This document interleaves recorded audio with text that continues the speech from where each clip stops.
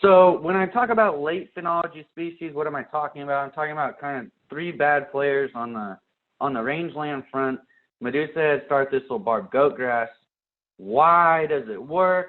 Well, the good grass that you want is on top up here, and it basically flowers and goes to seed before the bad stuff does, which makes this kind of picture here, which is, you have the dry good grass and forage, if you will, that's already gone to seed, so the seeds are safe in the soil, and then the bad guys are still green, and their seeds are hanging out there waiting to get popped like popcorn.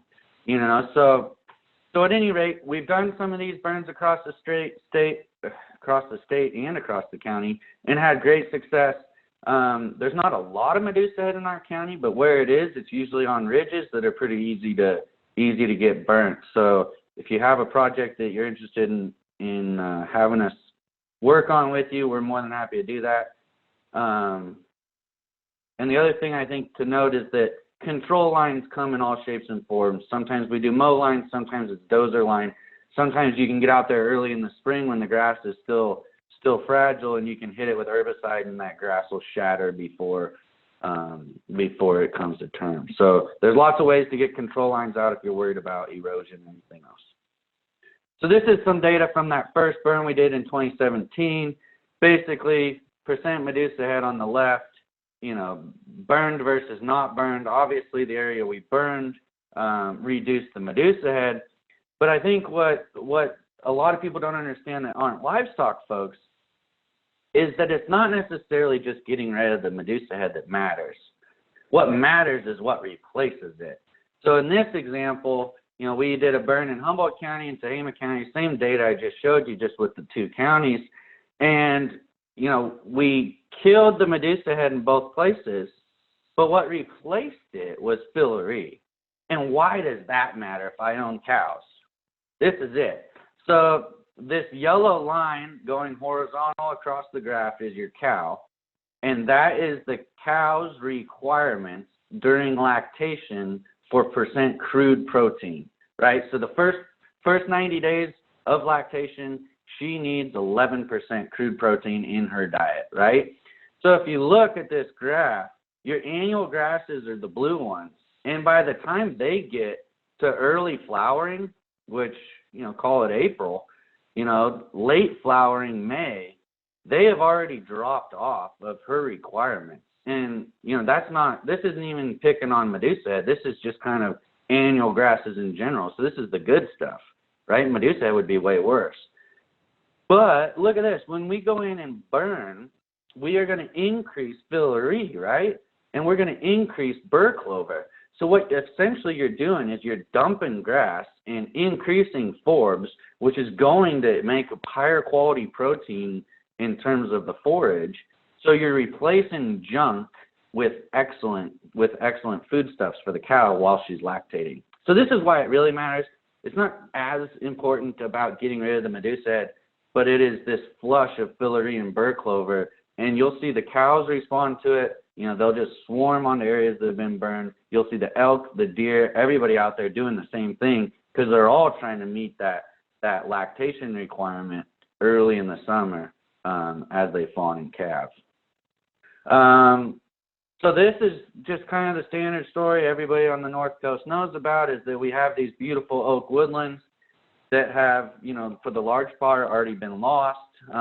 But we need, we're working towards saving these oak woodlands before they go from, oaks with some firs under them to oaks being overtopped with firs to, a 300 picture on the right, call it a 350-year-old oak being overtopped by an 80-year-old fir and, obviously succumbing because of that. So this is kind of what it looks like to us is when we're talking about prescribed fire is, for the most part, we're targeting fir trees that are, in the drip line of the oaks, if you would. And I specifically look for trees that are knee height or shorter.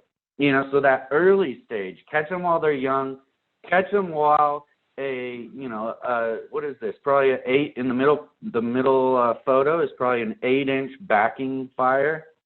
And when you leave, it'll look like the photo on the left and the photo on the right, which is where you see these little baby firs that are still green. They haven't even been engulfed by flames. But then you come back a few weeks later, and they're all brown because they've been girdled by the heat of those flames. So when you see numbers like 2 people burning 200 acres in a day, and you think, wow, that's not safe. Like, well, you know, this fire put itself out once, you know, the humidities came up at 4 p.m. in the afternoon. You know, we had great burning for 4 hours, and then it just kind of died. And you could put as much flame, you know, as much heat on it as you want with your drip torch, but it's not going to pick up and go anywhere at that point. So I think people think about fire and they always think it has to be big and scary, but that's not the case, right? So, and these are, you know, these again are data that were in that table I showed. But when you're burning and treating oaks like this, and you think about the alternative of having hand crews come in and clip them all, or waiting for them to get big enough to where you know, get an NRCS contractor or something to come in and mechanically remove them, and you start thinking about price per acre today versus price per acre 5 years from now, like when you can treat this stuff for, you know, anywhere from $0 to $13 an acre, it starts to make a lot of sense as our you know, maintenance tool across these landscapes. And again, it doesn't have to be big, scary, or complicated. It's like pick the low-hanging fruit, because Lord knows we've got a lot of areas that could use fire across the state, and we don't need to start with the big, scary ones. Let's start with the little guys. You know, this was a really easy burn in this photo. I mean, I think that there's great opportunity across the state. So it's kind of changing gears a little bit and talking about encroachment in a different form. This is encroachment of coyote brush on some of our coastal range.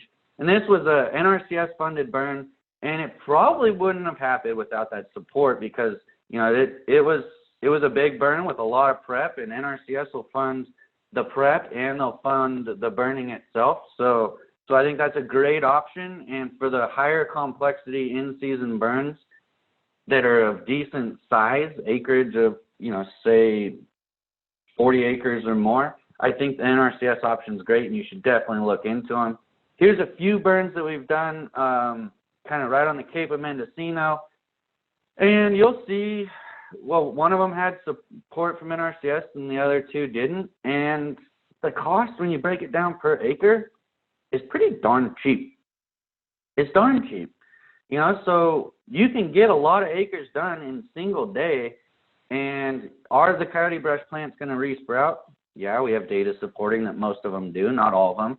But if you think about this as a maintenance tool, and once you burn it once and you know how to do it, and you come back again in 10 to 15 years, you know what to worry about. You know how you need to prep it, and there's going to be less fuels because you don't have 100 years worth of buildup. You have 10 years worth of buildup. So I argue that, you know, it's land maintenance, or land management, not land do it once and walk away. Here are some smaller scale projects looking at kind of, again, the WUI and the understory around houses. We haven't done as much in these, but we're learning, and we're excited to do more. And again, you see figures from, you know, $1,100 down to $36. So depending on what window you grab and what requirements you have in terms of having a CAL FIRE permit or not, and your risk as to whether you want a burn boss with additional liability insurance or not, is all up to you, and it can be done cheaply if you're willing to take a little risk and pay attention to the burn windows and get your projects in. So Blackberry Control, again, another one where it's going to resprout. We know it's going to resprout. What this does, though, is you can burn to either let grazers come in after the fire because they don't have, like, the physical obstruction of getting into the blackberry plant, or like my folks' place on our ranch in Shasta County, we used fire a lot when I was a child to basically allow access with a four-wheeler and a spray rig. So you burn it to get it down to the ground, wait for it to come up, you know, maybe waist height or short or knee height, and then you can actually get in there with an herbicide treatment and physically spray the whole plant instead of only being able to get the outer edges. So the last thing I kind of want to talk about here is developing a search image, and I think that this has been key to our work and what we've been trying to do. And what is a search image? So wildlife biologists talk about search images all the time in terms of a predator-prey relationship, but I think of it as like selecting seed trees or selecting good real estate. Like once you get an eye for something, you know what it looks like when it shows itself to you. Like some people are good at the stock market. They can pick a good stock that's going to do something for them. So that's all search image. And basically you look into this photo and at first you see one deer and then you see two deer and then you see the whole thing is deer. And apparently I can't see them all, but when I downloaded this photo, there's 13 deer in this picture. And at first, I didn't see anything, and then I could see an eye and another eye and a leg, and that's what we need to do with the prescribed fire work we're doing is develop a search image. First, you have to see the problem that prescribed fire can cure. Then you have to see the perimeter and the unit, right, and decide what you need to keep the fire in the box or nothing, to keep the fire in the box. And then you have to see the opportunity. And the opportunity is the piece that I think that comes with experience. And we need to rethink our burn windows and drive by objective, not just by what we've done in the past, because what we've done in the past is, has not worked. And I think it's important to talk to some people like old-time ranchers like we have here in Humboldt County that told us, hey, you need to go burn in the winter on these oaks, not just the fall, because Grandpa used to do it in the winter.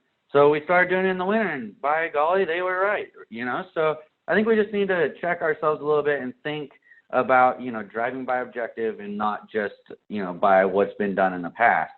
And I love throwing myself under the bus because this is something that I am still learning on my search images, the weather windows, right?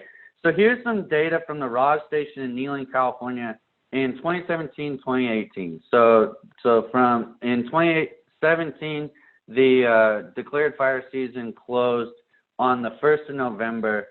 So you can see that it captures the 1st of November.